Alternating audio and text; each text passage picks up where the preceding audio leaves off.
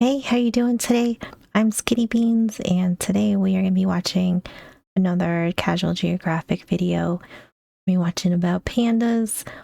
I don't know if this is going to be traumatizing or not, so I'm looking forward to it though. Either way, I think pandas are cute. I know they're pretty dumb. That's about all I know about it. So I thought this would be maybe a good learning experience for me. If you don't mind, I would appreciate if you guys could leave a like and subscribe because it would help me out a bunch. And if you have any recommendations, please put them in the comments below. They don't have to be necessarily just animal facts. They can be pretty much anything animal, reptile, bug related type stuff. So if you have any suggestions, I'm always looking for all kinds of stuff to watch and learn about. So I would really appreciate that too. Oh, oh my gosh. I don't know what I was expecting from the beginning of this, but that scared the crap out of me. I was not ready for that. Holy moly. Oh, maybe pandas need helmets. Are you coming up to chill? What's the plan, bruh? Everything is awesome when you're a panda. Oh, oh, these poor pandas, man. Oh my goodness. I mean, this is how I feel internally daily, so I guess I get it. Plan, bruh. Everything is awesome when you're a panda. There are some animals whose entire existence proves that nature isn't about survival of the fittest. Oh, It's survival of just barely being good enough. If life was a class, it wouldn't be about yo, that was a smooth move, though. That was smooth. the fittest. It's survival of just barely being good enough. If life was a class, it wouldn't be about passing with straight A's. It'd be about passing off your DNA before you become an F in the chat. And some animals are universally recognized as Oh my goodness. It is nomin on that? Holy. It'd be about passing off your DNA before you become an Damn. F in the chat. And some animals are universally recognized as the remedial students of nature. Cheetahs are the red-headed stepchild of the cat world. Sloths are basically free calories served on a moss blade. And roasting koalas is considered low-hanging fruit only because they happen to share the same IQ. And also because they put the mid in chlamydia. And it seems that everyone can agree that pandas are egregious. Mid in chlamydia. Oh my goodness. Yeah. I know I know that about koalas. They're kinda nasty like that. And also because they put the mid in chlamydia. And it seems that everyone can agree that pandas are egregiously bad at pandaing and that we as a society need to stop being this biracial Winnie the Pooh's crutch and just let nature finish what it's clearly started. But are pandas really that bad? Did we successfully gaslight the barcode bears of the world? Or Oh, I don't yeah, right? Like I know everyone says pandas are really stupid, but are they really? that we as a society need to stop being this biracial Winnie the Pooh's crutch and just let nature finish what it's clearly started. But are Oh pandas god. really that bad? Did we successfully gaslight the barcode bears of the world? Or do pandas really profit off the most OP pretty privileged genjutsu nature's ever seen? To find out, Oh, that one looks cute up there. This is how I also feel sometimes. I mean, not like 90% of the time though. You know, maybe like 25% of the time my inner self is like this. world? Or do pandas really profit off the most OP pretty privileged genjutsu nature's ever seen? To find out, first we gotta lay out all the factors that make the Try to Panda challenge virtually impossible. But before that, this video was sponsored by absolutely no one. Let's get it. You probably Let's get it. You deserve sponsors or sponsor yourself. I don't know. Either way, he deserves everything. impossible. But before that, this video was sponsored by absolutely no one. Let's get it. You know, that is like one of my biggest fears. Okay, like I'm not fat, but I always like, I guess some irrational fear I have is I'm gonna sit on a chair and it's gonna break. But I don't even know why, because I know I don't even weigh enough to like break any, maybe like a kid's chair, but I don't know. That's like a weird irrational fear I have of I'm gonna sit on a chair and it's just gonna break. And then I'm gonna have to die of embarrassment because I'm just like that. You probably already know that the panda's biggest problem revolves around it being a bamboo sink. 99% of the things that meets this oversized equality hamster's gullet is bamboo. Despite clearly being designed with carnivore software, it's the Teats. koala problem of building your entire meal plan around something that gives you very little back. Which is why pandas can spend up to 16 hours a day eating something they can only digest 17% of. The very Only 17%. How are they so chunky then? Is this just like empty calories they're getting?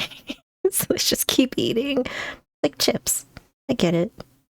why pandas can spend up to 16 hours a day eating something they can only digest 17% of. The very definition of injustice is that when you Google sloth bear, this monochromatic try-hard vegan doesn't show up, since their diet of scarfing bamboo often leaves them with very little energy for anything else. So They're so cute. I mean, they look awfully cute. Sloth bear though, he look kind of cool though. That one look kind of cool. vegan doesn't show up, since their diet of scarfing bamboo often leaves them with very little energy for anything else. So to accommodate this self-imposed energy budget, pandas developed relatively smaller sized organs, including, you guessed it, their brains. Their brains. By studying giant pandas' autopsy data, the team found that relative to their size, the animals have a smaller brain, liver, and kidneys than other bears. These small organs most likely need less energy to function, saving the pandas precious calories. Huh. I had no idea. And something else, but we'll get to that. But yeah, being a bimbo for bamboo might have literally nerfed their intelligence in the process. Okay, bimbo for bamboo. I love that. I'm a bimbo for Chex Mix and chocolate. Yep. Yep. I love snacks. I'm a bimbo for snacks in general. And some of you may have asked yourselves why the breathing bamboo purses don't just hibernate, since hibernation is basically power save mode for animals, and if anyone needs to save energy, it's pandas. Well, one, bears technically aren't even true hibernators. But two, even if they were, eating like the vegan teacher's lapdog means pandas are Oh, that was impressive. How it just bit that one and like that looks like that was. I mean, I guess I don't know how brittle is bamboo. I don't think bamboo is that brittle. That was impressive. That's pretty strong. aren't even true hibernators. But two, even if they were, eating like the vegan teacher's lapdog means pandas are physically incapable of putting on the fat reserves required to hibernate for months at a time without also getting perma-slept to starvation. But honestly, the problems with their diet have low-key been overblown. You drink another animal's milk, and you're judging me. Without also getting perma-slept to starvation. But honestly, the problems with their diet have low-key been overblown. If being a bamboo junkie was their only issue, they wouldn't be as chronically down bad. At their core, animals have two main goals: food, and another F word my mom doesn't like me to say. We see how they handle their meal Oh my gosh. Wow. prep, but it's their love life that really screws pandas over. Pandas are absurdly bad at Oh my goodness. That's love right there. Yep. That is true love. their meal prep, but it's their love life that really screws pandas over. Pandas are absurdly bad at making more pandas. Off rip, their window to reproduce isn't even really a window, it's more like a hairline crack in the windshield. Female pandas ovulate 1 to 3 days out of the entire year. 1 to 3 days out of the entire year. Hold on, Female let me. pandas ovulate 1 to 3 days. Giant pandas reach sexual maturity between the ages of 4 and 8 and may be reproductive until age 20. So that's not that long. Mating season is between March and May when a female goes into estrus, which lasts for 2 or 3 days and only occurs once a year. Oh, wow. So when mating, the female is in a crouching, head down position as the male mounts her from behind. Copulation time ranges from 30 seconds to 5 minutes. But the male may mount her repeatedly to ensure successful fertilization. The gestation, 160 days. Okay. The variability is due to the fact that the fertilized egg may linger. Okay. I apologize that I suck at reading too. I'm doing my best out here. Sorry. Out of the entire year. That's only 24 to 72 hours are open for business out of a possible 8,760. And since Oh yeah, I didn't even think of it that way. Huh. Oof. That is bad. Being bent on bamboo means they eat, sleep, and socialize like a stereotypical Reddit user. Finding a possible partner is often equally as difficult for them. Even if he does manage to track a female down, he still has a high risk of fumbling the opportunity because males are apparently illiterate at reading signs. Male pandas often struggle to interpret the signs that a female actually wants to mate.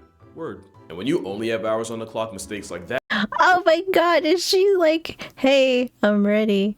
I'm ready. And he's just like, oh man, I'm just gonna snack on this bamboo. This bamboo's delicious. You want some bamboo? And then he's gonna be mad when she's all mad at him, and she's gonna be all passive aggressive after. That ensure that the only thing getting screwed is the future of your progeny. And even if the female's 100% with it, it's still not a for sure thing. Partly because male pandas struggle through the process of procreation in a way that is almost impressive, but also partly due to the panda's reportedly disproportionately tiny penis. Which is why pandacoitus is a lot like trying to get a 1/4-inch USB into a port blind, while also wearing a Oh man. Panda reproduction and struggle is real out there. It's real. Which is why pandacoitus is a lot like trying to get a 1/4-inch USB into a port blind, while also wearing a 200-pound fat suit. Oh, and try without using thumbs. Man, that is a rough life when it comes to making panda babies, that's for sure. While also wearing a 200-pound fat suit. Oh, and try without using thumbs. Nature did this obese oppression raccoon 0 favors. Their mating habits are a big reason why the double-stuffed Ursus Oreos are where they're at. Pandas in breeding programs in captivity often show so little interest in their literal only job that researchers have resorted to showing them videos of pandas mating. Oh my god, they're showing them panda porn? Panda instructional videos? I mean, the educational and instructional videos. In their literal only job that researchers have resorted to showing them videos of pandas mating. Apart from pulling videos from Panda Hub, researchers have also resorted to giving them actual Viagra. Oh. Initially, the primary method of breeding giant pandas in captivity was by artificial insemination, as they seemed to lose their interest in mating once they were captured. This led some scientists to try extreme methods, such as showing them videos, educational material, and giving males Viagra. I'm not even gonna try and pronounce that drug name, but well, are they not, like corny, or is it like a Viagra could fix the issue problem? Although you'd need a magnifying glass to see if it's working, because again, the P in panda does not stand for packing. And even though oh no, the panda peen, it's just so small, and they're so big, and that usually doesn't work right, to come together like that when you're both large. Although you'd need a magnifying glass to see if it's working, because again, the P in panda does not stand for packing. And even though most pandas rely on the grace of God as a wingman, somehow the jihad of life doesn't end once they add new names to the roster. Pandas are some of the worst parents on the planet. You've probably heard that if a panda has twins, one of them is a guaranteed loss, since the mother panda will abandon half her litter and leave that one twin to die. Which is even worse when you can— That's terrible. How? I gotta say, well, like when it comes to animals and parenting, it's savage out there. I like those little baby animals, man. They got it real rough. A rough life out there. Since the mother panda will abandon half her litter and leave that one twin to die. Which is even worse when you consider that grizzly bears will allegedly disown their cubs, but they only do it when there's one, since they'd rather start over with 2 to 4 cubs than put all their hopes and stock in one. Oh, that's rude. Like, oh, I only have one kid, so because I wanted 3 or 4, I'm just gonna pretend like this one didn't happen. Oh my gosh. Yo, nature is wild. Nature's wild. They only do it when there's one, since they'd rather start over with 2 to 4 cubs than put all their hopes— Also, we're not even sure how often they do this. Oh, okay. It's fair. and in stock in one. The chosen panda cub doesn't get off scot-free either, since the yin-yang colored chonk bears of China have the highest mother-to-baby size ratio of any mammal. To put it in perspective, humans are typically 20 times bigger than their babies. Mother African elephants are typically 45 times heavier. A mama panda is approximately 900 times the size of her newborn baby. Oh yeah, look how tiny they are. Oh, baby elephants. Elephants are they're so cute. Times heavier. A mama panda. But yeah, look how tiny they are. Do baby pandas get trampled after they're born? Because, I mean, like, everybody knows pandas aren't the smartest. So, and if they're bad mothers, could they eat? I could see them either just stomping on them by accident or rolling on them or something, sitting on them. Lots of possibilities because I feel like pandas aren't the most aware animals, Panda is approximately 900 times the size of her newborn baby. And since they don't have pouches like marsupials, that puts the panda at a legitimate risk of being turned into a chalk outline by its own oblivious mother. Just another way nature set this glorified cow gerbil up for failure. And it's not cow gerbil. I like that. But gosh, oh, that is rough. A panda at the Beijing Zoo accidentally crushed her new cub to death after abandoning its twin. Oh my, okay. So now you're out both your babies, and Lord knows when you're gonna be able to have another one, right? its own oblivious mother. Just another way nature set this glorified cow gerbil up for failure. And it's not even like domestication is an option. A good reason is cause, despite what the black and white bane of bamboo might tell you, it's still a bear, and a bear is a bear is a bear. And the black facts. A bear is a bear is a bear. Yep. I agree. bane of bamboo might tell you, it's still a bear, and a bear is a bear is a bear. And the black sheep of the bear brotherhood is still liable to absolutely fold any human. I don't know what's going on here, but I'm on the panda side.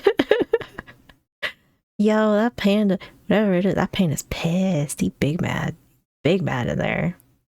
I don't know if it got provoked, but damn.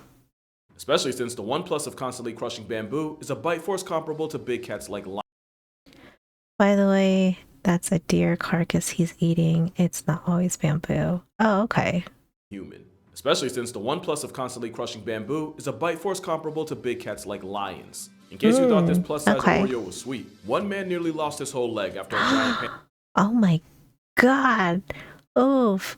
I mean, I don't know, I guess that's the stigma that goes with pandas of people, think that they're just lazy and don't do anything.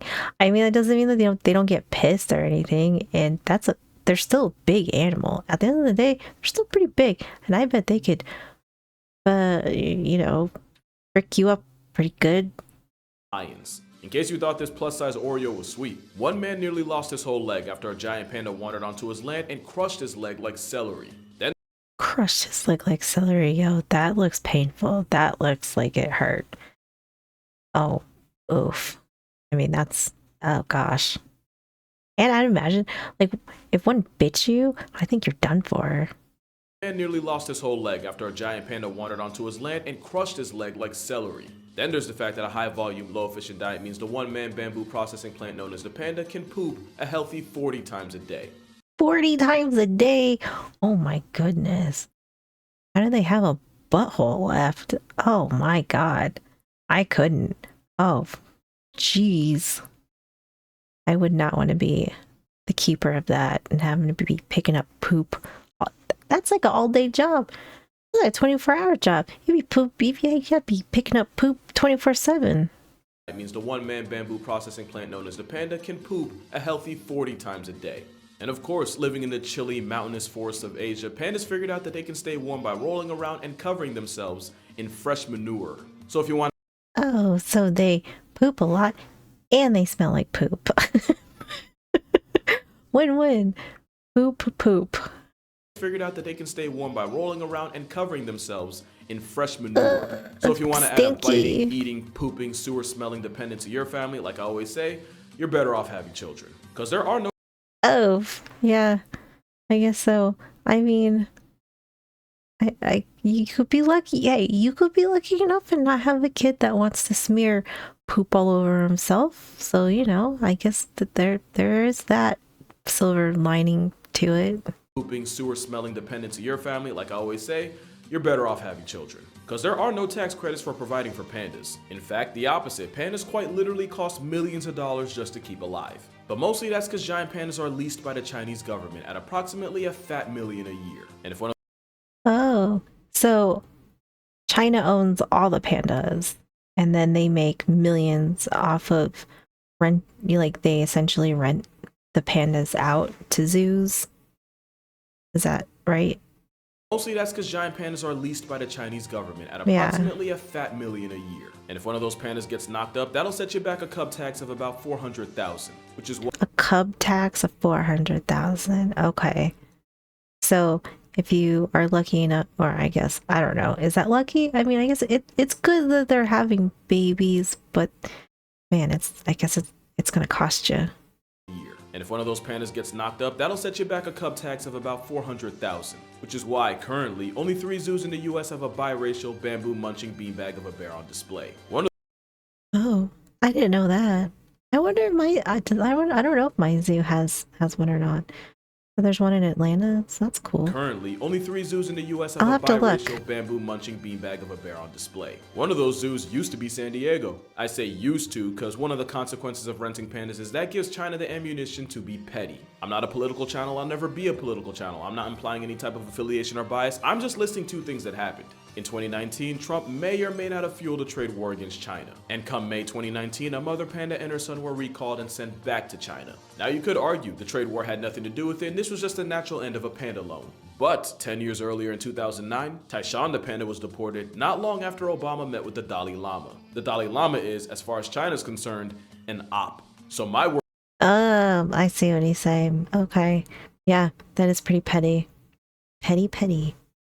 But, you know, I guess they're gonna do what they're gonna do, right?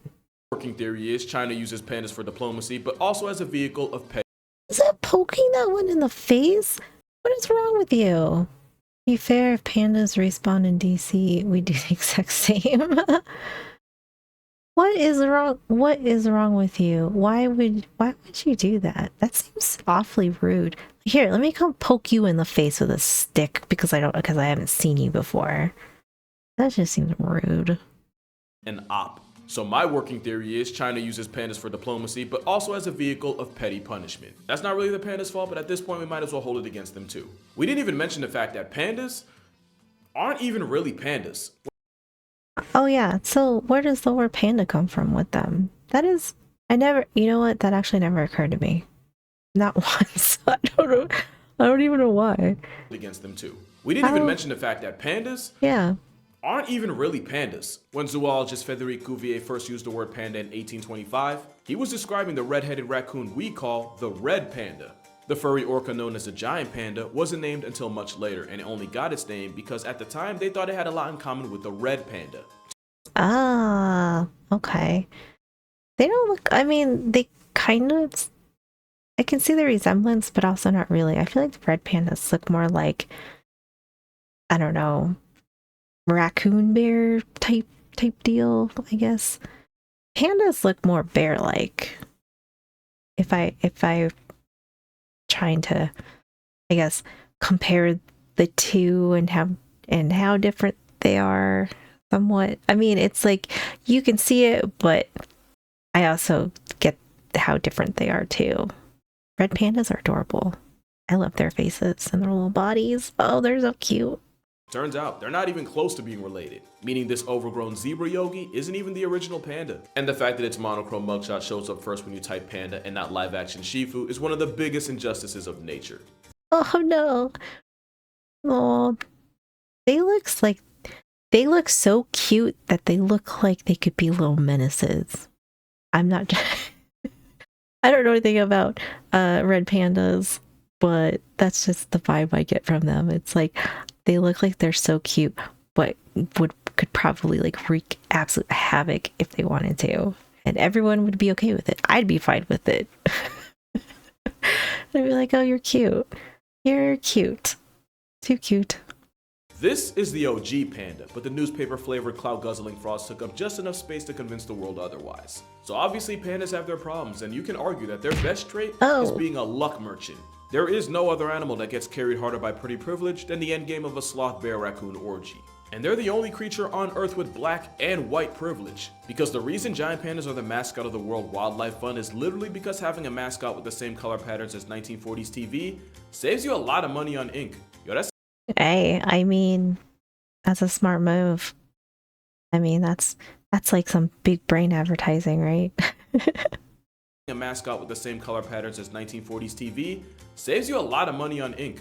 Yo, that sounds like a joke, but I'm not even kidding. If pandas were black and yellow or black and brown, they might not have gotten the job. But that Oh, yeah, right. That's true. Maybe not. I mean, in the world of advertising, you know, I'm sure at any angle they're always trying to save money, or they don't care and they'll just spend a bunch of money, but maybe just depending on what you're doing and what you kind of stand for, you know, cutting cost, you know. Yo, that sounds like a joke, but I'm not even kidding. If pandas were black and yellow or black and brown, they might not have gotten the job. But that aside, consensus is that pandas are so bad at pandaing that we should just let the flex of China fade into oblivion the way nature intended. But is that really true, or have we just been doing giant pandas incredibly dirty this entire time? First thing to mention is that they're a specialist species, with that specialty being in binging bamboo. Being a specialist rather than a generalist means you can typically tap into a niche nobody else can. But that means they can adapt to changes in their environment, and that also means that there are only a couple things going wrong away from getting evicted from reality. Having a very particular set of skills might be great if you're Liam Neeson, but it can severely handicap you as a species. And the funny thing is, for all the crap pandas get, the biggest and arguably most intimidating land predator on the planet is a specialist. Polar bears depend Is a specialist. I get it. Okay. Someone has a little pink nose. Well, that's interesting. I can see that though, because what if, I guess the other side of it is or I guess what he's saying is because they're only good at one thing, if you take away that one thing that they're good at, they could potentially die. Is that what we're getting at here?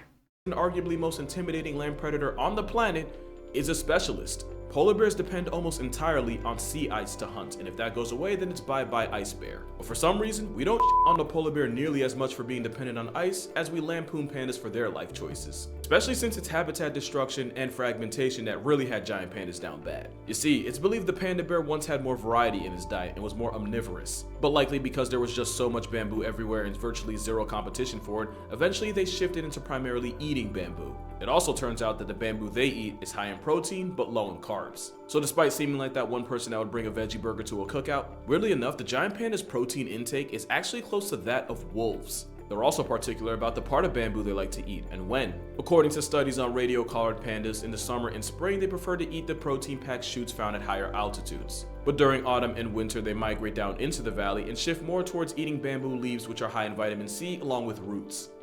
That panda was doing it right though. Look at him. He just laying there. The snack comes to him. He can just relax and just lay there, enjoy his food. He's living life. I'm jealous. Down into the valley and shift more towards eating bamboo Or leaves, she. which are high in vitamin C along with roots. And they just move from high to low to high again, year in and year out. Something that's clearly worked for them since they've been just fine like this for thousands of years. So much so that the umami taste receptor, i.e. the one that lets you experience the savory taste of meat, yeah, theirs got turned off. And they even So they just always have a hankering for bamboo and maybe some other foods, I'm guessing, but primarily bamboo, and they don't eat any meat. Huh. That's actually weird. That's got to be like an evolution thing that just evolved. i.e. the one that lets you experience the savory taste of meat, yeah, theirs got turned off. And they even evolved a false thumb for no other reason than to help them hold bamboo. They even grew a little thumb. That's wild. Huh. Evolution's so weird, isn't it? I feel like evolution's crazy sometimes. Turned off. And they even evolved a false thumb for no other reason than to help them hold bamboo. So clearly pandas had a process that worked. The problem is when you fragment the habitat they spent thousands of years in and separate them from the food, the result is less pandas. We love to say pandas are bad at life, but by receding their habitat like a middle-aged hairline, we haven't made living any easier. Also, the whole point I made about pandas being bad at making whoopee, turns out that might just be propaganda, because in a twist, the giant panda's reproductive rate really isn't that much worse than that of American black bears. And Oh, so it's just one of those myths that they just say that they're bad, right? twist, the giant panda's reproductive rate really isn't that much worse than that of American black bears. Keep having those And black babies. bears, they're doing just fine. In fact, everything I said about pandas having negative riz really only applies to those in captivity. In the wild, female pandas do have a small window for baby making, but that's often after a selection process that involves at least 2 males running fades for her honor. Young rival male right, challenging older dominant male left for the right to a female offspring. Oh, okay. So is this like a us problem then? Like we shouldn't be having them in captivity anymore? In a process that can last up to and over a week. And we now believe that this process might just be what stimulates ovulation. You can't really replicate that in a zoo, and between that and a constant flow of people, that's probably the biggest reason why pandas in captivity become celibate. Like, be real, if you were forced into an arranged marriage and had to have an audience watch you consummate it, you'd be a little awkward too. True.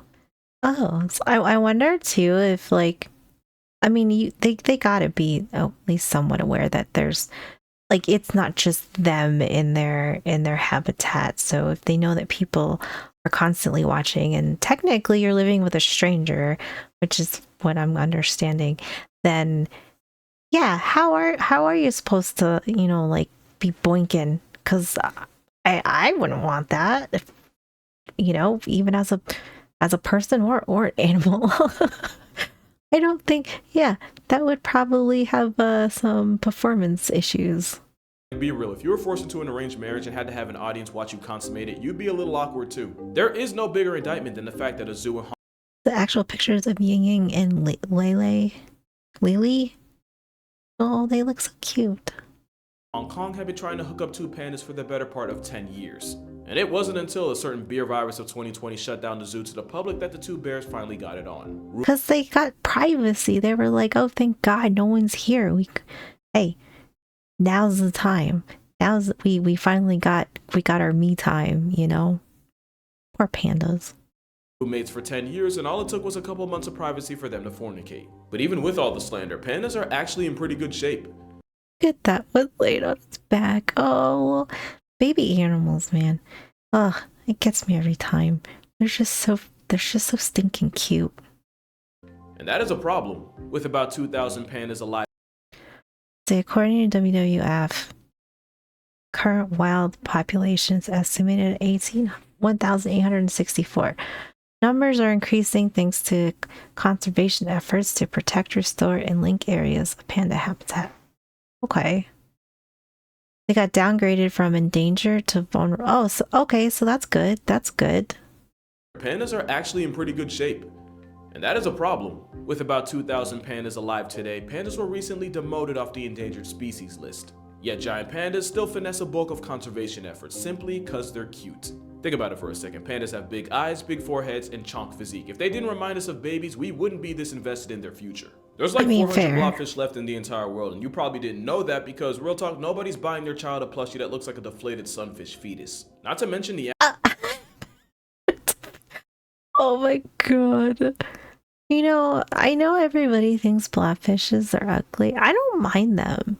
I really don't mind like the way blobfishes look. Like, are they super adorable? No, but I'm not horrified when I look at this. I would have a blobfish plushie. Yes. Save the blobfish. I don't know anything about them, but save them. that because, real talk, nobody's buying their child a plushie that looks like a deflated sunfish fetus. Not to mention the animals that could legitimately destroy entire ecosystems if they go ghost, like bees or certain types of plants. They become an afterthought because, yeah, pretty gets priority. It's like that. Oh yeah, we definitely gotta save the bees. Bees are super important. I do know that. Like bees or certain types of plants, they become an afterthought because, yeah, pretty gets priority. It's like that one gym teacher that ignores actually struggling students to help the attractive girls in class that don't need or ask for it. That's right, pandas are hot girls. Side note. Pandas are hot girls. Oh, what an analogy. Oof. class that don't need or ask for it. That's right, pandas are hot girls. Side note, why does it always seem like the gym teacher's on felonious timing? Pandas aren't perfect, they're miles away from it, but at the end of the day, we've done far more to them than for them. But as Yeah, that's what it sounds like. I mean, if we're taking away their habitat and where they live and we're making it smaller, obviously that's gonna, you know, really have an impact on their survivability, especially if their main source of food is gone and they are, you know, primarily bamboo eaters. Yeah, I mean, and then you put them in captivity, and I guess maybe you think you're helping them reproduce or save them or whatever, but they, you know, obviously want to have natural bonds with each other. So if you're forcing one, then that could probably cause a lot of issues. So yeah, I definitely can see how the human kind of interjection of us, I guess, quote unquote, trying to help, but kind of making it worse too. But oof, that I guess. But I guess the other side of it, I guess we also have a better understanding of them now too. So maybe with the knowledge that we have now, we can make it better for them in the future, and then they can prosper in the wild better.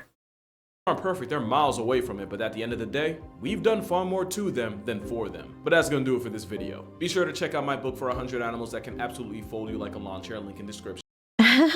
Oh, this is great. Buy his book. Can you still buy his book? I don't know how long ago this video was. I forgot to look, but I should buy his book too. Buy his book, everyone. Buy his book. Drink water, you need that stuff. Hug your mother, tell Pops you appreciate him. Matter of fact, might have to make a Father's Day video in the name of equality. Until then, I'ma see y'all in the next one. Now for y'all that watch till the Great end, video. here's some Panda ASMR. Oh yeah.